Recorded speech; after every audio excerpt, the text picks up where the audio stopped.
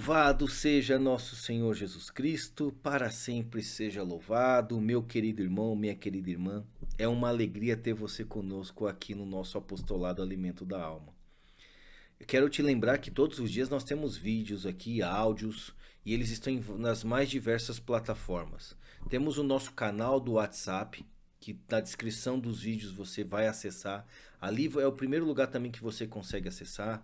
No YouTube, Spotify, nos outros agregadores, todos os dias, às 6 horas da manhã, temos a meditação do Santo Evangelho. Nós vamos ouvir o Evangelho da Missa do Dia, além de ouvir uma meditação do livro Falar com Deus. Então, compartilhe para mais pessoas possíveis, que elas possam acompanhar.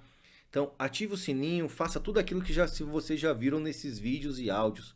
Compartilhar e mandar para que mais e mais pessoas venham a ter contato com a palavra de Deus.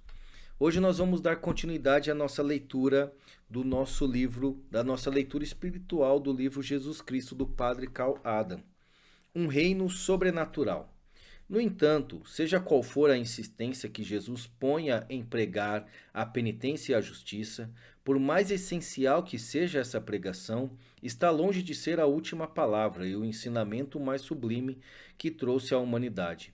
Não basta que, para ele, a justiça e o novo reino sejam uma e a mesma coisa, que a sua mensagem do reino se concentre em preparar uma comunhão de almas em busca da justiça de Deus, que a consciência que tem de si próprio e do seu papel consista em fazer dele o mensageiro e o iniciador de uma nova vida moral.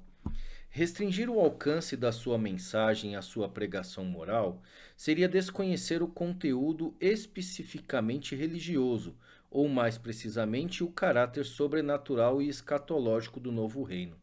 Para Jesus, a justiça e a penitência são os meios e o caminho que levam ao reino. Não são o próprio reino.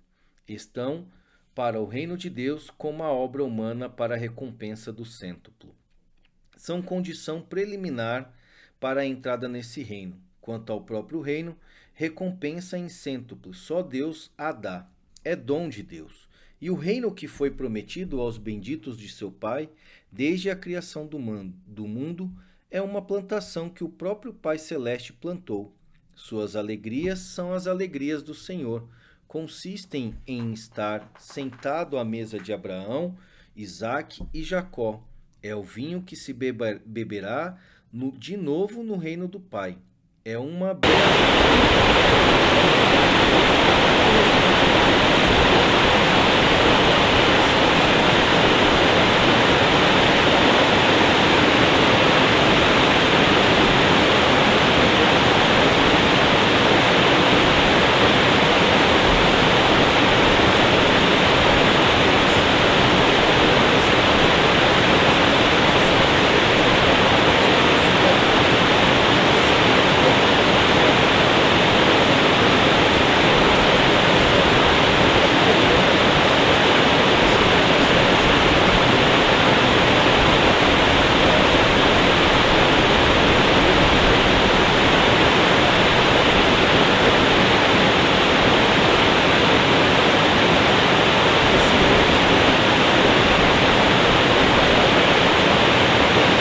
escatológico, isto é, a sua vinda é ainda futura e faz-se mister rezar.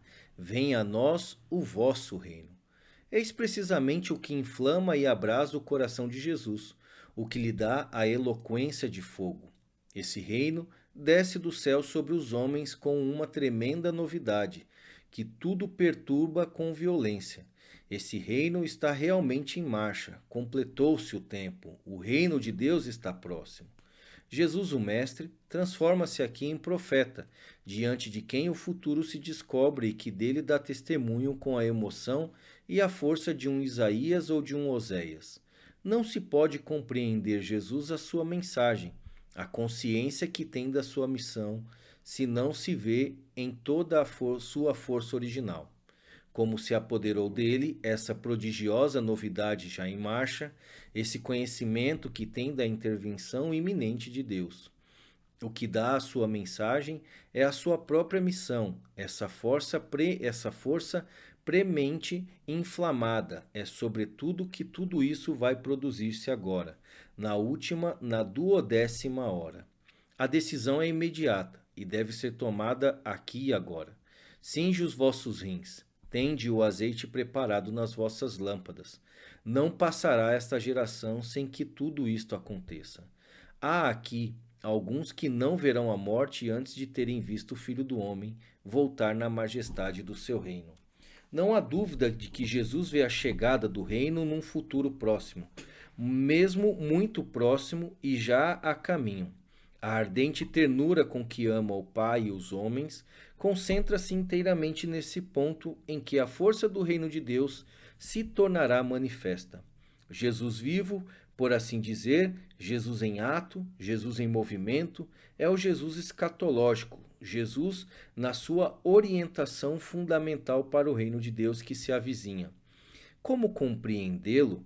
Estaria Jesus dominado pela obsessão apocalíptica do seu tempo, segundo a qual a consumação dos séculos estava às portas, trazendo consigo o fim do mundo e o juízo final, o céu e o inferno? Ligaria Jesus o fim do mundo à ruína já próxima de Jerusalém, como pensavam muitos dos seus contemporâneos? Será preciso atribuir a essa íntima ligação o caráter heróico da sua mensagem, o tom rude das suas exigências, o vigor tão enérgico e impressionante que o fazia gritar aos homens: estáis preparados?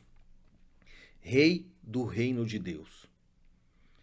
Não está muito distante o tempo em que, após a obra de Albert Schweitzer, de Demaros Avred, não se hesitava em responder afirmativamente a essas perguntas. Pensava-se que Jesus não passava de um profeta visionário, de um profeta à maneira do Batista, e além disso, de um profeta que se teria enganado precisamente quanto à parte essencial da sua mensagem. Hoje há mais reserva sobre esse assunto. Certas informações de Jesus parecem, sem dúvida, surpreendentes.